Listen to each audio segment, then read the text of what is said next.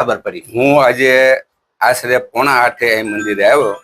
અહીંયા આવીને અહીંયા જે રૂમ જે છે ને આમાં કબૂતરોની ચણ હોય છે, કાયમ નિત્યક્રમ મુજબ આવી અને પેલા કબૂતરોને ચણ નાખું અને પછી મંદિરના જેવા પગથિયા પાસે ગયો એટલે મંદિરનું લાસ્ટ પગથિયું જેવો ચડ્યો જાય આપણે બેલ વાગે છે ભગવાનનો, ત્યાં પહોંચ્યો. મેં મંદિરને ખુલ્લું તો મંદિર હતું જ, પણ ત્યાં જોયું તો મને મહાદેવની સાથે જે અર્ધચંદ્રાકાર જે એનું આપણે થાળું ગુજરાતીમાં કહી એ મને દ્રષ્ટિપાત ન થતા મને તો થોડો પેલા આઘાત જ લાગ્યો કે મહાદેવ ક્યાં ગુમ થઈ ગયા.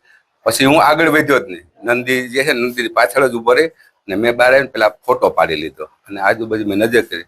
પછી અમારા બાપુ એના મોહન છે ભીખુગરી બાપુ, એમને મેં ટેલિફોનિક ફોન કર્યો, પછી એમના 2 સનને ફોન કર્યો અને એમને મેં આ વસ્તુની જાણ કરી અને પછી મેં કલ્યાણપુર પોલીસ સ્ટેશનનો નંબર મેળવી, ત્યાંના અધિકારીને ફોન કરી અને મેં એની વિગત એમને જણાવી કે આવી ઘટના બની.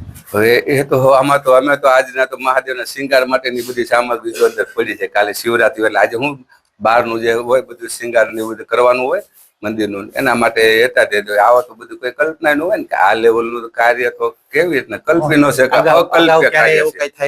ના કદી કોઈ નહીં. આ તો મંદિરે કોઈ અજાણ્યા માણસો આવે ને તો એ સંતુષ્ટ થઈ જાય. અહીંયા અમારે સાત્વિક પૂજાનો મહિમા છે. આ સાત્વિક પૂજાનો મહિમા છે.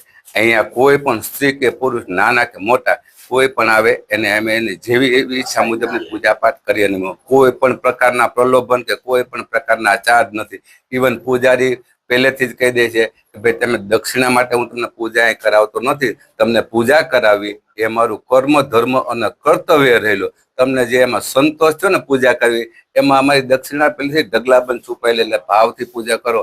આ કોઈ લૂંટારાનું મંદિર નથી, આ તો મહાદેવનું મંદિર છે. ઘણું બધું પ્રાચીન છે. આમ તો તમે આને જો જૂના મંદિરો જુઓ તો અહીંયા મંદિરો તો આમ કે 7મી 8મી સદીના પથ્થરોના અવશેષો મળેલા છે. ઘણી વખત આના અવશેષોના મહાદેવનું અર્ધનારેશ્વર સ્વરૂપ છે. અહીંયા મહાદેવનું અર્ધનારેશ્વર સ્વરૂપને કારણે મહાદેવની ઉપર ગંગા ધારા ઉતરતી નથી અને ગંગા જળાભિષેક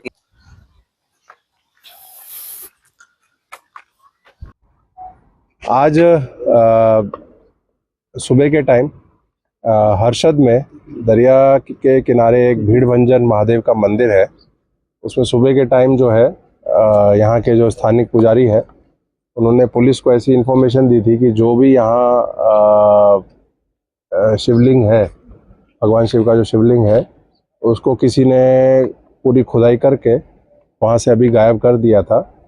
इसके आधार पे हमारी जो LCB SOG लोकल पुलिस की DYSP की अलग अलग टीमें बना के हमारी अभी जो है इन्वेस्टिगेशन इसमें आगे चल रही है कि इसमें किसने ये कृत्य किया है, और ये सारी जो तपास अभी आगे चल रही है और जल्द से जल्द जो है हमें रिजल्ट मिले, हमारा वैसा ही प्रयास।